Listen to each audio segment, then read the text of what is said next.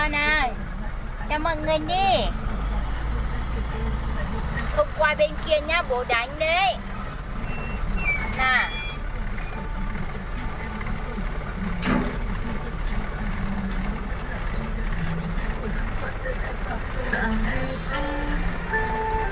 Này, chỉ có giá bì mù nữa hả? Bố đánh á.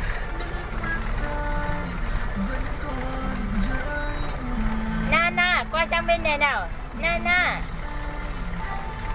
lái xe đi. Nana, ngồi xuống lái xe đi. Ngồi đi.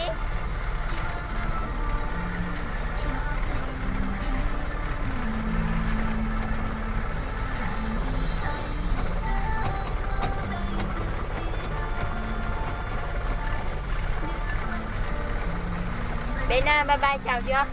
Bye chào chưa? Chào mẹ đi. Chào mọi người. Chào mọi người, bên đang đi ô tô đấy. Bên lái xe tập lái đấy nè.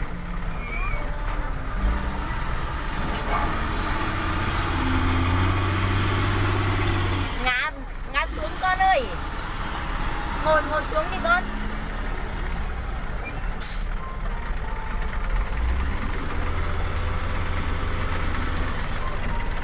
Không nghịch nữa. Nghịch đồ của bố đánh đấy.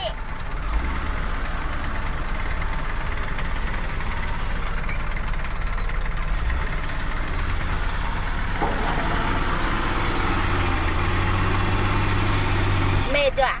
Đá đi. Đá ô tô đi.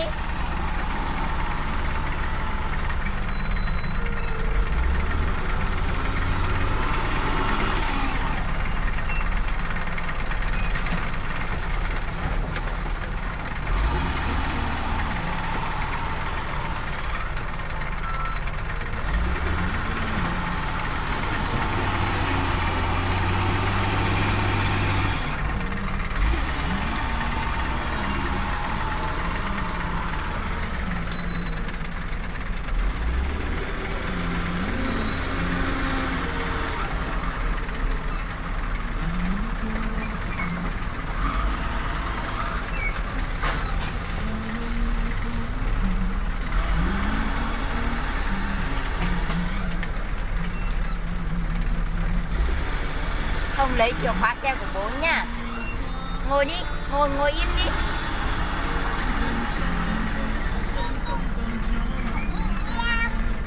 Bố ơi, về đi.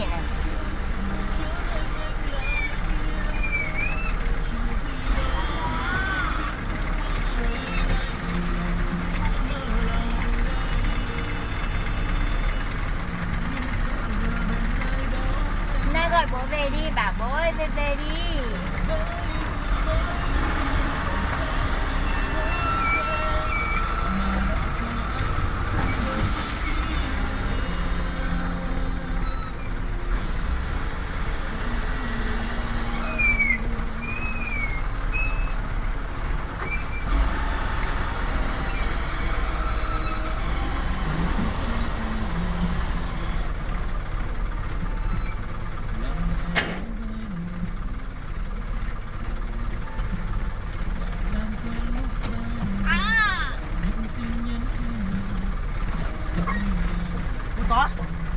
Đi ra cho bố ngồi nè.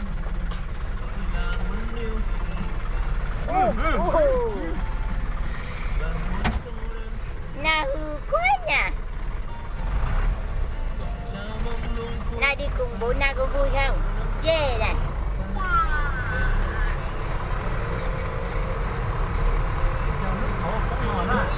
Cái thỏ xin nào. Lọ kia là lọ gì bố? Lọ kia là lọ gì?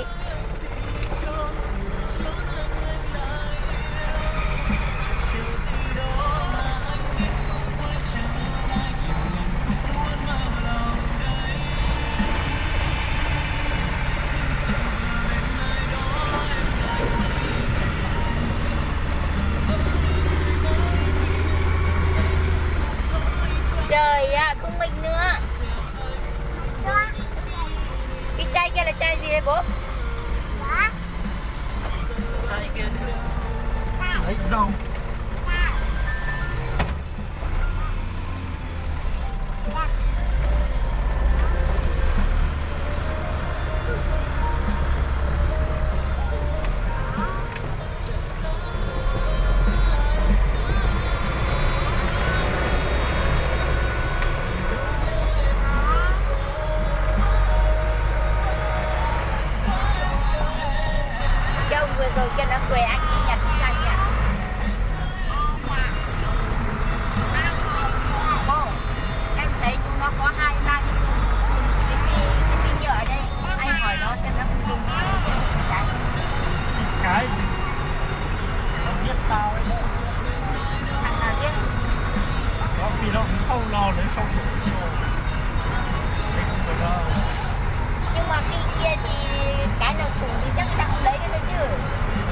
chính